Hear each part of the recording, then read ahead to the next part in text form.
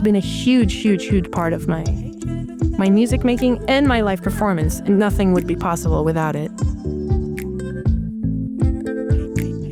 If you have a particular song that you want to cover or compose, what is your process to take the concept of that and create something like this incredible template? Yeah. How do you break it down? How do you work out which bit you're going to loop, which bit is going to, you're going to do the repeats yourself, which bit, like, how do you? That's a really good question.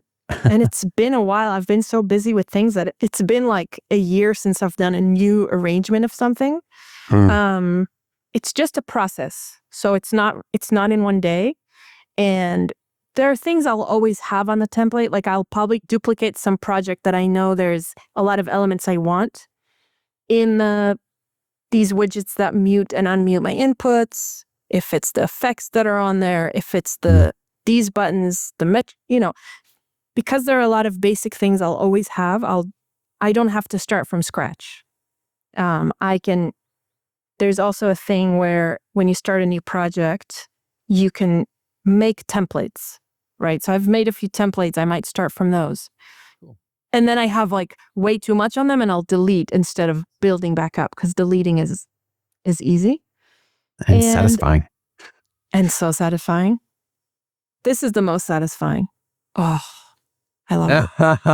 Just clear it out of here. Digital version of a table flip. Yeah, and then the most important button in all of Loopy Pro is the undo. Most important. Yeah, so I would think of, let's say I know I want piano chords. I'll spend some time choosing the sound, and I have AUV3 instruments. Everything is, again, Loopy Pro is everything. So I bring in an audio unit instrument, and I'll try some of the plugins I know I like, and I'll choose a sound. I might change it later, and then I'll think, if I know like it needs to be 4 bars, I'll set the loop to 4 bars. Percussion, like I'll start probably with 4 loops, and then sometimes it will be more, sometimes less. I'll do the panning. I usually have drum one shot, so I'll choose the sounds of right. Like I bring in, a lot of times it's on a separate page, but I'll bring in, I'll test different sounds and choose that. With the ukulele, it's choosing the sound. And then because I perform live and I play percussion, and you can't make percussion be digital, there are limitations that I know I'm starting out from. So if I'm planning this for a live performance, I know it needs to start by recording the stuff from the microphone, because I'm in a live performance and there are speakers, and I want my loops to be as clean as possible. When I'm recording like a ukulele that's plugged in, or an electric instrument, the loop is so clean because it's just getting that signal. When I'm recording singing or percussion, whatever is coming out of the speaker is bleeding into the mic. So I'll need to start by recording that. So I'll think of the order of and again, it will change. Like I'll start with something, then I'll play it through, and then I'll realize I don't like that. So I'll decide to change, and then I'll try that. So, oh no, the first way was better. Like it's trial and error, and I'm maybe not the wisest. Like as soon as I decide on something, we'll then work on follow actions to make things like really hands-free. But then the next day I'll change it. So then I'll have to change all the follow actions. I call that going depth first instead of breadth first. And that's my sin as well. I can relate to that. Good. I want to go all the way, and then you throw it all away the next day. Yeah. Okay. That's comforting. Yeah. That's comforting. What role does looping play in your wider musical career? Is it just a performance tool? Do you use it for composition? Like how do you use it when you're not on stage? Yeah.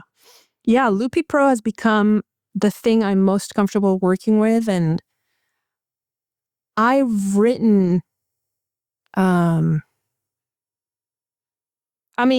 I had ideas that I hadn't developed into songs, and I've developed those into songs using Loopy Pro with probably 3, if not more, songs, which is a lot. Like I don't have that many current song, like out of the current lineup, probably 3 or 4 are, there was some idea in my head. Sometimes maybe I played it with the ukulele. Sometimes it was just a melody in my head, but I really created it with Loopy Pro and like forced myself to go to Logic Pro on the laptop because that's the way things are produced. And Mhm. I'm so comfortable with the workflow of Loopy Pro. It's like it's a question mark. Right. But Yep. it's played a huge part because of all the features of Loopy Pro and all the iOS music world in general, because it's accessible. Like don't have a lot of money. I can't afford things on the laptop. And somehow it's a thing where iOS stuff is just 10 times cheaper. It's amazing, isn't it? But it's the same thing. It is. It's the same code. It's the Yeah. same. Yeah.